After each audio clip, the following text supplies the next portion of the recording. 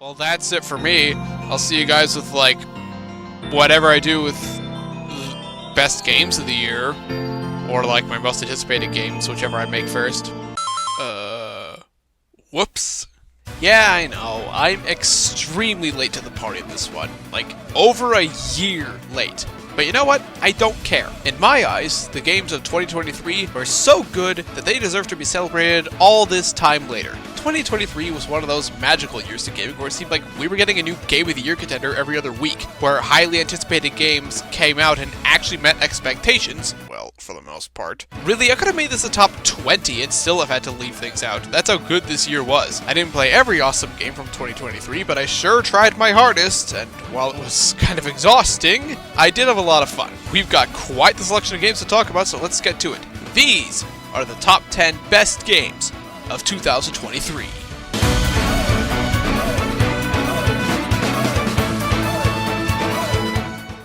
I've got a bit of a confession to make. I'm not really all that big on Resident Evil. It's not because I hate the games or anything, I just haven't put much time into them yet. I've only really played a lot of two of them so far. The original Resident Evil 4, and now its own remake. The latter of which is what we're going to be talking about in this entry. I must admit, I was pretty skeptical when I first heard the rumors that Resident Evil 4 was getting remade. RE4 is thought of as one of the greatest games ever made, and it's aged really well over the last 20 years, so even though we already had remakes of the first three numbered games, a revisit to RE4 seemed unnecessary, and I didn't think they could pull it off. Thankfully, I was wrong, because this remake has done practically everything right in my eyes. The atmosphere is top-notch, the tension is just right, the graphics and voice acting are superb, and while I do miss the sillier, campier tone the original had, I especially miss the old merchant, I am more than okay with this new darker take. It's also harder than the original, which I wasn't expecting, but I do welcome, although I did die a lot because I'm really bad at these kinds of games. Best of all, I don't want to strangle Ashley to death whenever she opens her mouth anymore. I hated Ashley in the original, and now I actually miss her whenever she isn't around, which is something I never thought I'd be saying. She's just so much more charming and likable now. I think what I admired the most about Resident Evil 4 Remake is that it can stand alongside the original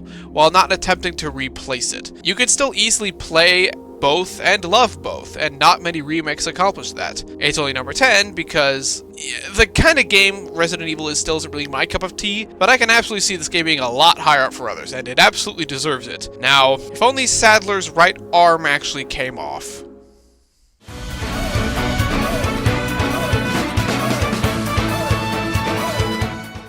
It's been an interesting time to be a Star Wars fan. The movies have been in limbo ever since Rise of Skywalker, so most of what we've been getting throughout the 2020s has been Disney Plus shows of, let's just say uneven quality. But hey, the video games are mostly pretty good. Not you. I think I speak for most of us when I say that nobody expected Star Wars Jedi Fallen Order to be as good as it was, especially after the disaster that was Battlefront 2's launch. Really fun lightsaber combat, a satisfying story that adds to the Star Wars universe while not taking anything away, and a rock-solid difficulty curve made for by far the best game to come out of this era. So when a sequel was announced, Jedi Survivor, I was pretty excited, and thankfully it delivered. It wasn't perfect. The launch was pretty shaky with some very noticeable technical problems, but I played it several months later when most of them were patched out. Combat is still stellar, the platforming is surprisingly pretty fun, the game looks absolutely gorgeous, although playing on performance mode does make the cutscenes really blurry for some reason, I don't get that. And while the story takes a while to get going, I will always appreciate having more time with Cal Kestis and the rest of this very likable cast of characters. Really, any time spent with Merrin is time well spent in my eyes. A lot of the later game bosses kicked my ass, but you know what? I've had a blast regardless. They always felt fair, and most deaths felt like they were my fault. I'm not really sure what the future holds for Cal and his friends. We might be getting a third entry, I don't know. They might be showing up in a future movie or Disney Plus show, but I look forward to whatever they have in store for us, just as long as we get more Merrin.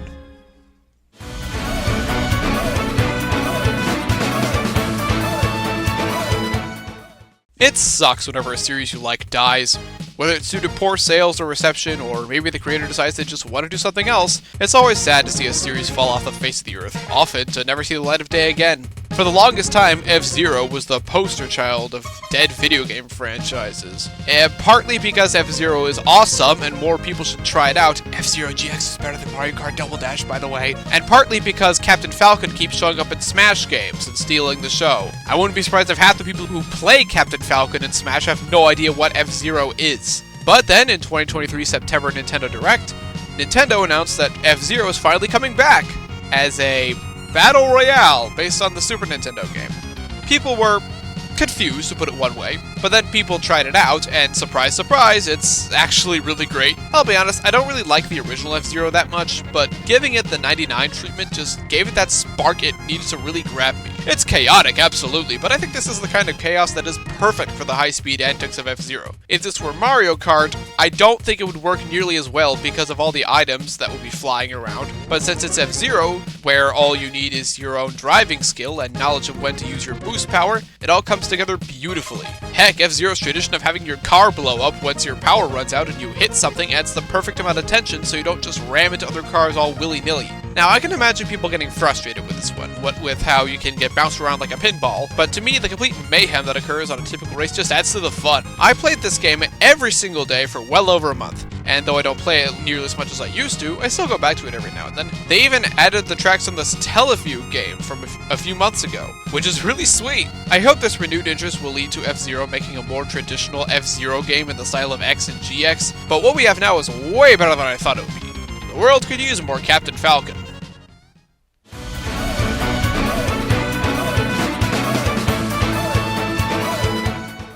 I've seen some mixed opinions about Final Fantasy XVI. Tons of people love it, and just as many people don't think it's all that hot. Obviously, since it's showing up in this video, I'm in the former camp. I think 16 is the best single-player mainline Final Fantasy game since 10, and it's not particularly close. 12 has some really cool world building and great dialogue, but felt sluggish and drawn out. 15 is really fun to play, but was a blatantly unfinished with a hilariously scatterbrained story. And 13...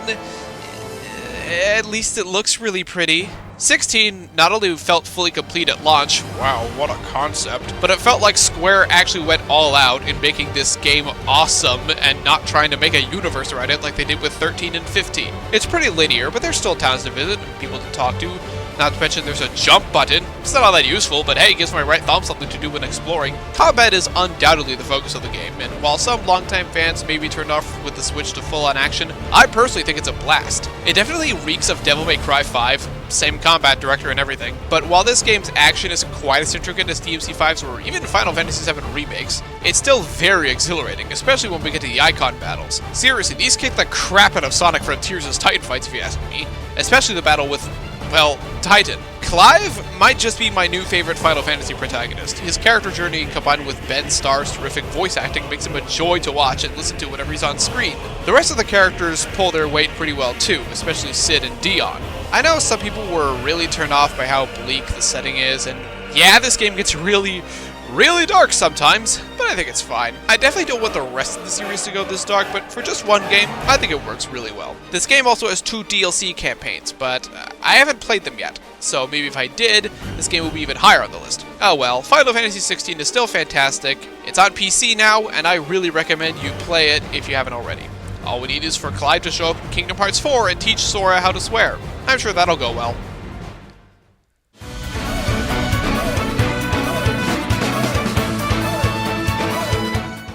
Remember New Super Mario Bros.? With sales numbers like these, it would be hard not to. When New Super Mario Bros. Came out on the DS, it was huge. We hadn't had a new 2D Mario game since Super Mario Land 2 on the Game Boy, so this was exactly what the fans in the market needed at the time. Then they decided to make 3.5 more New Super Mario Bros. Games, and everyone went from, hey, 2D Mario's back, to, please stop. They all blended in together with extremely similar art styles, mostly reused music, and generally playing identically minus some power-ups and a couple extra modes. They were all still good, but after 4.5 games like this, you kinda need something new. Then after New Super Luigi U came out in 2013, 2D Mario just kinda stopped. We got 2 Mario Maker games, which are fantastic, but I don't think it's a hot take to say they don't hit the same as a regular official 2D Mario game. Luckily, Super Mario Bros. Wonder came out at the end of 2023, and if you'll pardon the pun, It's wonderful. At last, we finally have a 2D Mario game with the ambition and charm the 3D Mario games have championed, with a pretty new art style and plenty of new enemies to boot. I was a little concerned about the wonder effects growing tiresome after the novelty wore off, but aside from stopping you for a couple seconds for the transition, I really have no complaints. They never got repetitive or stale, and I was excited to see what new wonder effects would come with each stage. Shockingly, very few of them are ever reused, and the ones that are usually some of the most fun ones. I wish I had a lot more time with the Wubba transformation. I really like that one. Even the power-ups are surprisingly creative, with Elephant and Drill Mario being some of my favorites in the entire series. Bubble Mario, I didn't really use all that much. About my only real complaint is that all the regular bosses are just Bowser Jr., but you know, that's a pretty minor issue since the fights are still like fun enough. Oh yeah, and Daisy's playable now. I spent my first whole playthrough playing as her, and I still can't believe this is something that actually happened. I know there are some people who don't like Daisy, but those people are wrong. I can only hope future 2D Mario games take what works best about Wonder while also shaking things up enough to keep things fresh. Otherwise, we might get new Super Mario Bros. Wonder U Deluxe plus Bowser's Minions and Knuckles featuring Dante from the Devil May Cry series with a new funky mode sometime in the future, and that would make me sad.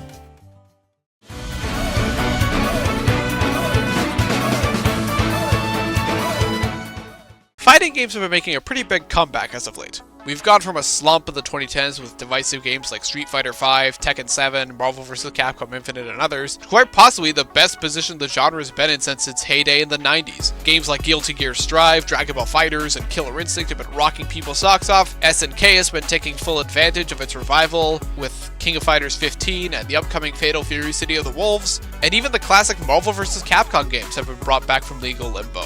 But what about the big three? Mortal Kombat 1 is pretty fun, but I haven't really played all that much of it, so I can't really comment. Tekken 8 is a 2024 game, and thus not eligible for this list, though you can bet I will be talking about it and Victor's snazzy shades soon enough. That just leaves us with Street Fighter 6, and boy, what a vast improvement from the last game this is. It feels like Capcom looked at Street Fighter V and said, okay, let's not do that again. Not to say Street Fighter V is a bad game or anything, but the difference between the two is night and day. Thanks to the RE engine, the visual quality is a massive step up despite still running on the PS4, with truly gorgeous looking stages and fantastic character redesigns. DJ is absolutely the standout. He's never looked this great before. Cammy's Android 18 haircut looks surprisingly great on her. And why is it taking this long to give Ryu a beard? The new characters are equally great, with no duds at all, unlike Street Fighter V. My favorites are Marisa and JP, though I've had fun with all of them.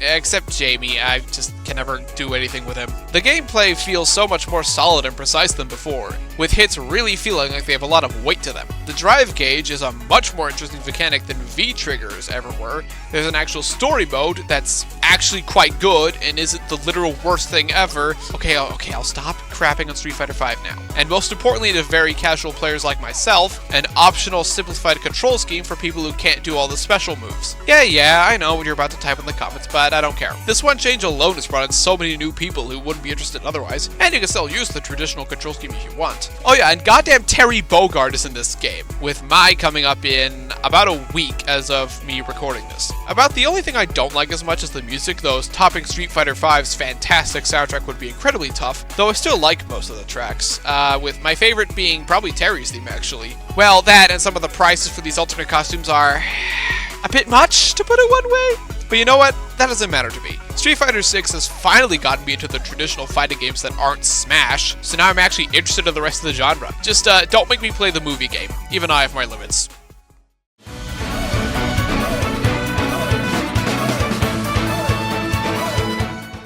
Everyone has that game they don't think is for them until they play it, and then they end up loving everything about it. In this case, that game for me is Alan Wake 2. I've never played the original Alan Wake, though I am aware of the game's cult following, enough to recognize the name when the sequel was announced a few years ago. I thought it looked neat, but my lack of interest in horror meant that I kind of forgot about it until it came out. The massive amount of acclaim Alan Wake 2 received did catch my attention, but the thing that made me say, okay, I need to try this, was the live performance of the Herald of Darkness dance number at the 2023 Game Awards. Just look how much fun Sam Lake is having. If this doesn't make you want to buy the game right now, I don't know what will. So I picked up the game, thinking I would only spend a few hours on it before putting it down. Given the fact that this is on a Best Games of the Year list, you know what happened next. Alan Wake 2 really is something special. I can safely say I have never played anything like it before.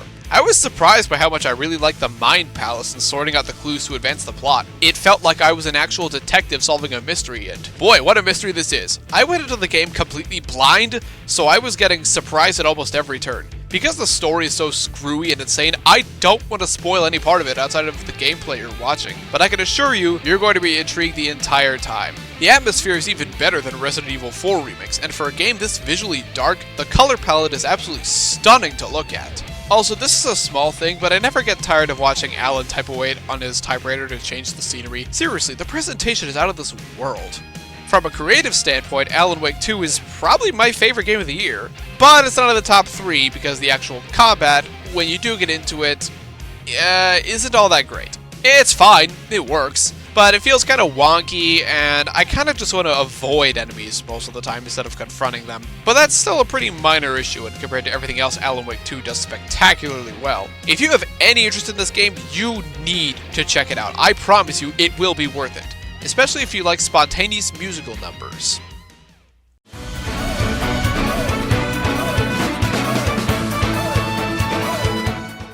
Is anyone out there getting tired of Spider-Man? No? Good. Spider-Man's always been one of the most beloved superheroes out there, but his popularity and exposure has seen a noticeable boost since Captain America Civil War. He's had his own trilogy in the MCU, a cinematic universe developed by Sony that doesn't actually use him and has been a colossal train wreck in every way, 2 spectacular animated films that really brought Miles Morales into the mainstream spotlight, and probably some new comic lines. I don't know, I don't really read comics much. Oh yeah, and he's got some pretty great video games lately as well. Prior to 2018, the best Spider-Man game was undoubtedly Spider-Man 2 from 2004, and it wasn't particularly close. Remember the amazing Spider-Man 2 game from 2014? Yeah, I tried not to, but Insomniac came in swinging in to save the day with their own take on the webhead in 2018, and it was basically to Spider-Man what Arkham Asylum was to Batman, making a wonderful experience that set a new standard for the character. Swinging around has never felt this good before. Combat takes full advantage of Spider-Man's abilities, and I actually gave a crap about the story. Honestly, more than any of the live-action movies. This might be my favorite version of Peter Parker. Yuri Lowenthal does a fantastic job of the role. A sequel sounded like a no-brainer, and after a quick stop at the PS5's launch with Miles Morales, a terrific companion game to tide us over, we got ourselves that full sequel. Spider-Man 2. Oh, okay, can we please start naming these games differently? I know the official name is technically Marvel's Spider-Man 2, but that sounds even dumber. Whatever, the game is here and it's awesome. Peter and Miles are officially a team now, and you can switch between them at different points of the story. During exploration, they play pretty much identical, but combat is where their differences shine. I think I prefer playing as Miles with his electric-based attacks, but they're both a joy to control. The boss fights are pretty epic and a lot more challenging than the first game. So epic that I don't really want to show too many of them for you in case you haven't seen them yet. I even enjoyed the side quests, which I almost never like in games. They're not all that complicated, from collecting Sandman's memory crystals to taking part in Mysterio's trippy sideshows, but they are consistently fun. Flying around in the web wings is really fun too, making Spider-Man 2 a better Superman game than, well, anything the Man of Steel has ever been in. I've seen some people have problems with the story, but aside from some slow pacing at times, I still really liked it. I won't spoil too much, but I will say I knew nothing about Kraven the Hunter before, but after finishing this game, I can definitely say I'm a big fan. Aaron Taylor Johnson's version has nothing on this one. Also, Venom's here. Once again, I don't want to spoil anything, but I will say that this version of the Black Suit story is so good, despite changing Venom's host, that it makes me hate Spider-Man 3's take on the story even more. I would like to see the next Spider-Man game try a little harder to stand out. Spider-Man 2 definitely has some been there, done that vibes, but what we have right now is still fantastic in just about every way, and is one of the best things to ever happen to our friendly neighborhood web shooter. Now, Insomniac, can you please give Peter some funky dance moves in Spider-Man 3? If you do, I'm sure you'll have that Game of the Year win in the bag.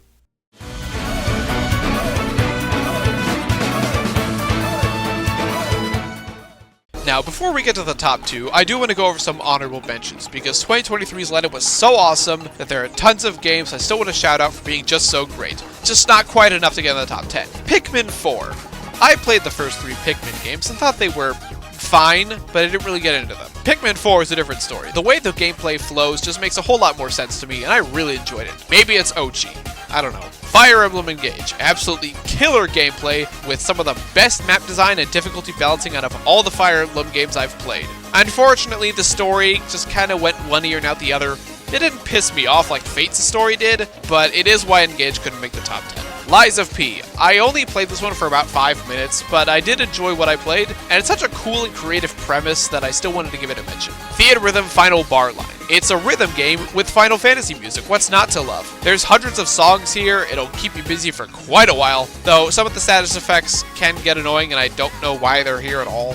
Whatever. Pizza Tower. I just started this game, but damn it, I wish I played it earlier because Pizza Tower is fun as hell. This is a must-play if you're a fan of 2D platformers, especially if you've been missing Wario Land. Speaking of Wario, WarioWare Move It. One of the best WarioWares, right up there with Smooth Moves and Twisted. The use of 2 Joy-Cons works surprisingly well. I love the vacation theme the story has, and Ashley introduces Red to DeviantArt Inflation. If that doesn't sell you on this game, I don't know what will. Sonic Superstars. Not as good as the other entries in this category, and certainly not as good as Sonic Mania, but I honestly had a blast with Superstars. The level design is just so solid. Some of these zones might be some of my favorites in all of 2D Sonic. I really like Pinball Carnival especially. There are some problems, like the boss fights are really sluggish, but when your previous game was Ballad Wonderworld, there's nowhere to go but up. Hi-Fi Rush. So, confession time, I haven't actually played Hi-Fi Rush yet. I've just been swamped with so many games that I haven't found the time to play it yet, but I really want to. This looks exactly like the kind of game the industry needs more of, emphasizing creativity and pure zany fun. So I still wanted to shout it out even though I didn't play it. Okay, now the top 2. No one's going to be surprised by what they are. They seem to be most people's top 2 from what I've seen, but who will take the number 1 spot? One of these is from a series I like but didn't get super into until relatively recently, and the other is from a series I flat out never touched before, despite the acclaim and influence it has had. Both of these games are absolutely stellar, some of the best games to come out of the 21st century even. I was thinking about flipping a coin to see which one I'd put on top, that's how close this choice was. But I had to choose, so I hope I picked the right one.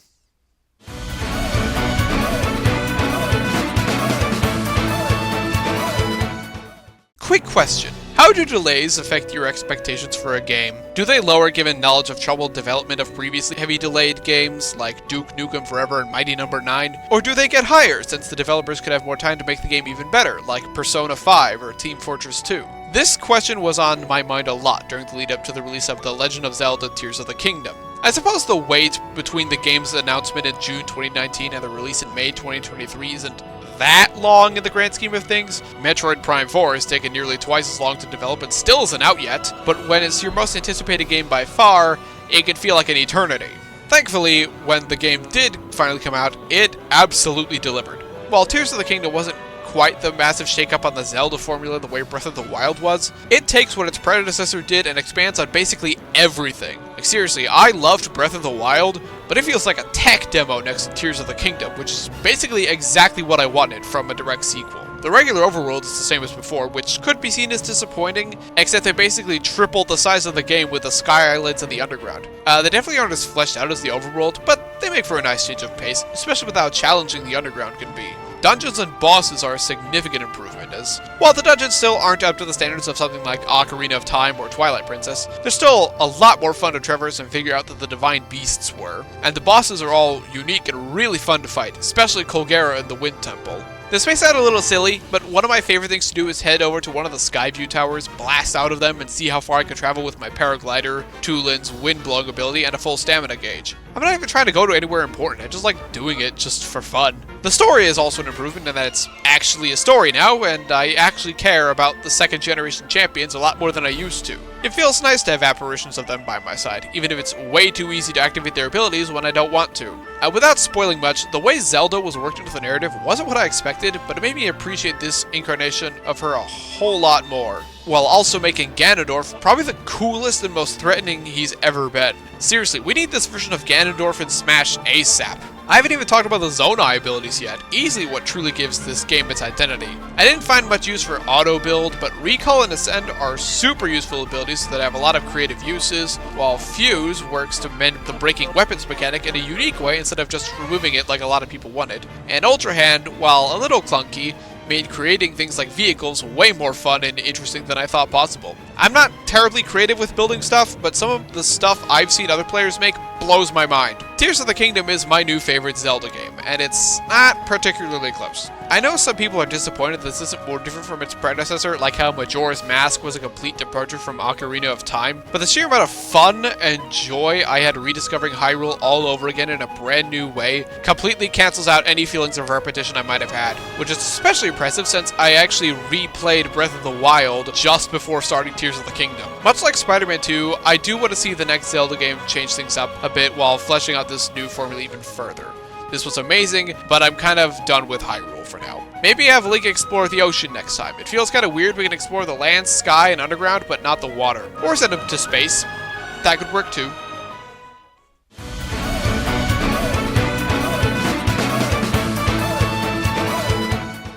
I gotta be honest. Baldur's Gate 3 is the reason this video took so long to come out. Not because it's just that long, it's really not.